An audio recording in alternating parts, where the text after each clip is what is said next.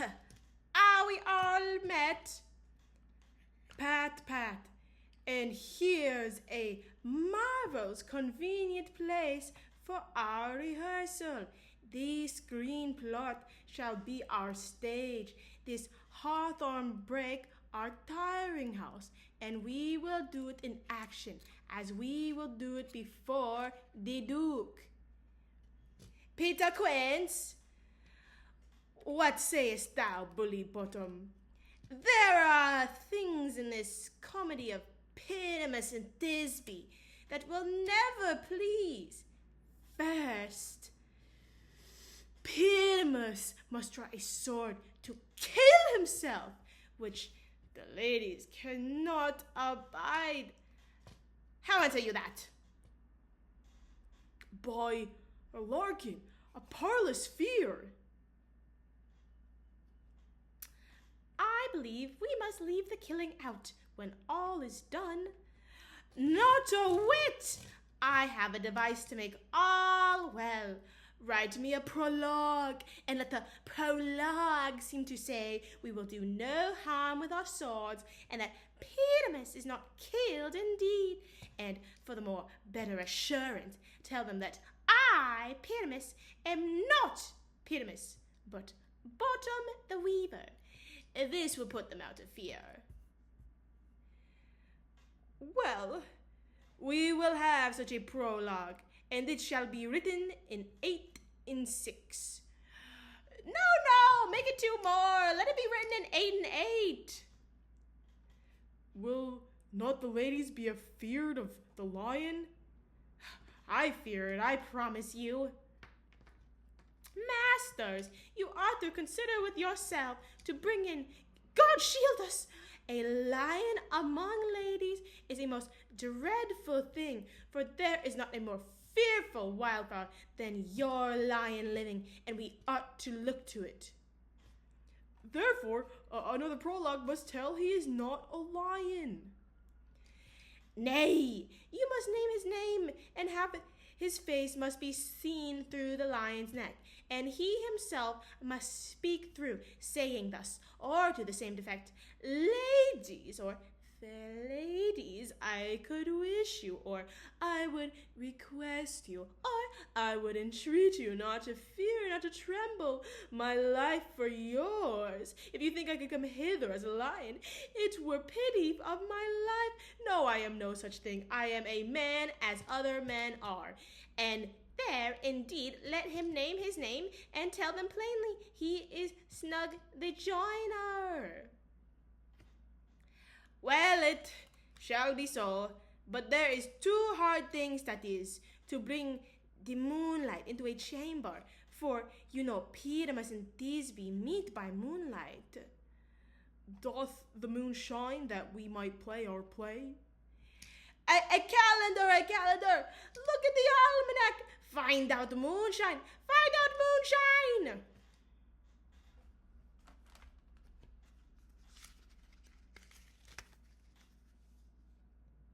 Yes, it doth shine that night.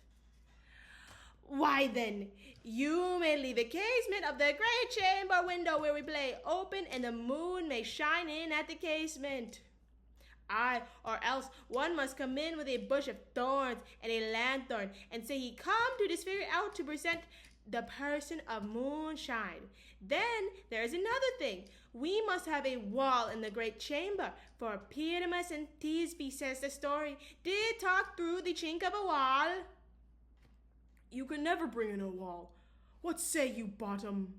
Some man or other must present wall, and let him have some plaster, or some loam, or some rough cast about him to signify a wall, or let him hold his fingers thus, and through that cranny shall Pyramus and Thisbe whisper. If that may be, then all is well. Come, sit down, every mother's son, and rehearse your parts. Pyramus, you begin. When you have spoken your speech, enter into that break, and so everybody according to his cue.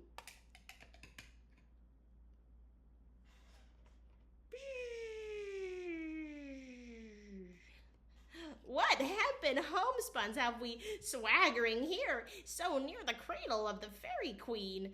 What, a play toward? I'll be an auditor, an actor too, perhaps, if I see cause.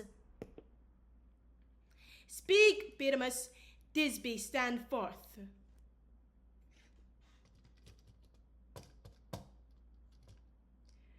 Thisbe, flowers of odious, savor, sweet, odors, odors. Odor, savor, sweet, so hath my breath, my dearest Thisbe dear. But hark, a voice, stay thou but here a while, and by I will thee appear. A stranger Pyramus than e'er played here.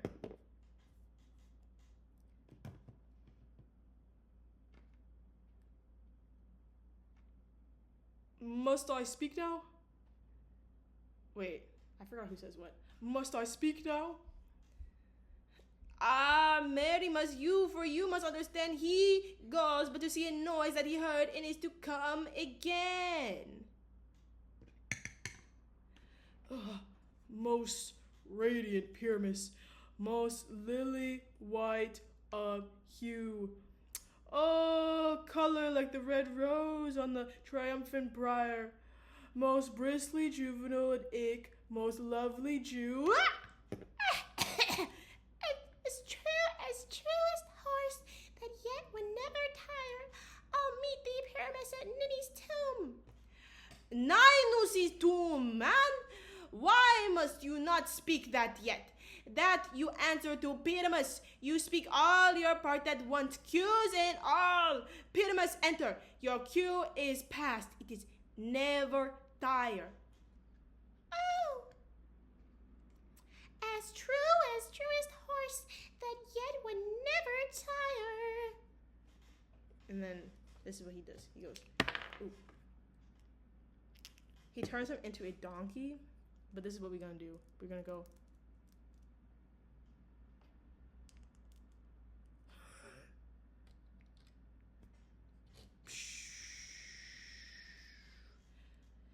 If I were fair, fair Thisbe, I were only thine. Ah! Oh, monstrous, oh, strange! We are haunted. Pray, masters, fly, help!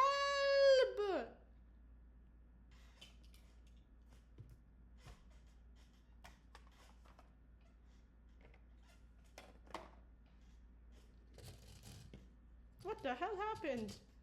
I'll follow you.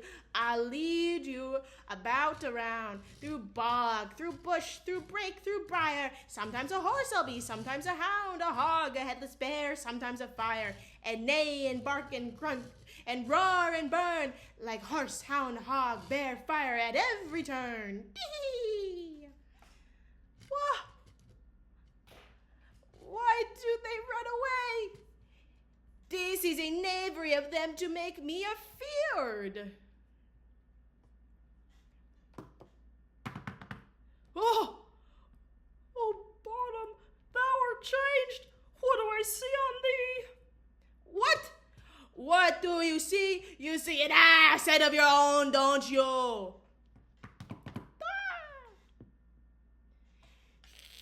Bless thee, bottom, bless thee. Thou art translated. I see their knavery. This is to make an ass of me, to fright me if they could. But I will not stir from this place, do what they can. I will walk up and down here, and I will sing, that they shall hear I am not afraid. 1, 2, 1, 2, 3, 4. The ooze, a cock so black of hue, with orange tawny bill, the throstle, with his note so true. The wren with little krill. What angel wakes me from my flowery bed? The finch, the sparrow, and the lark, the plain song cuckoo gray, whose note full many man doth mark. and dares not answer me. For indeed, who would set his wit? So foolish a bird, who would give a bird the lie? Thought he cried, cuckoo never so. Thank you. I pray thee, gentle mortal, sing again. Mine ear is much enamored of thy note, so is mine eye enthralled to thy shape, and thy fair virtue perforce doth move me on the first view to say, to swear, I love thee. Methinks, mistress, you should have little reason for that. And yet, to say the truth, reason and love keep little company together nowadays. The more the pity that some honest neighbors will not make them friends. Nay, I can gleek upon occasion. Oops, I did not mean for that to happen. Thou art as wise as thou art beautiful. No, not so neither, but if I had wit enough to get out of this wood, I have enough to serve mine own turn. Out of this wood do not desire to go. Thou shalt remain here, whether thou do't willed or no. I am a spirit of no common rate. The summer still doth rend upon my state, and I do love thee. Therefore go with me, and I'll give thee fairies to attend on thee, and they shall fetch thee jewels from the deep, and sing while thou on pressed flowers doth sleep. And I will purge thy mortal grossness so that thou shalt like an eerie spirit go. Peace blossom, cobweb, mote, and mustard seed.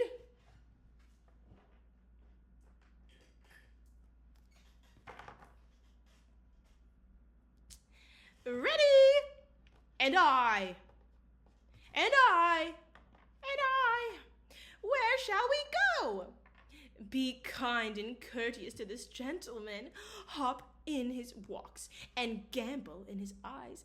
Feed him with apricots and dewberries, with purple grapes, green figs and mulberries. The honey bags steal from the humble bees, and for night tapers crop their waxen thighs, and light them at the fiery glowworm's eyes, to have my love to bed and to arise, and pluck the wings from painted butterflies, to fan the moonbeams from his sleeping eyes, nod to him, elves, and do him courtesies. Hail, mortal! Hail, hail, hail! I cry your worship's mercy heartily. I beseech your worship's name. Cobweb, I shall desire you of more acquaintance, good Master Cobweb. If I cut my finger, I shall make bold with you. Your name, honest gentleman? Peace blossom, I pray you commend me to Mistress Squash, your mother, and to Master Peascod, your father. Good Master Peace Blossom, I shall desire you of more acquaintance too. Your name, I beseech you, sir. Mustard seed. Mean Mr. Mustard Seeds in a dark bed in the dark trying to save paper. Da-na-na-na-na-na-na-dane. All that he'd ever seen. His sister Pam works in a shop. She never stops. She's a go-getter. Takes him out to look at the queen. Only place that he's ever been. Always shouts on something obscene. Such a dirty old man. Come, wait upon him. Lead him to my bower. The moon, methinks, looks with watery eye, and when she weeps, weeps every little flower, lamenting some enforced chastity. Tie up my lover's tongue, bring him silently. Bow, bow, chicka, wow, wow.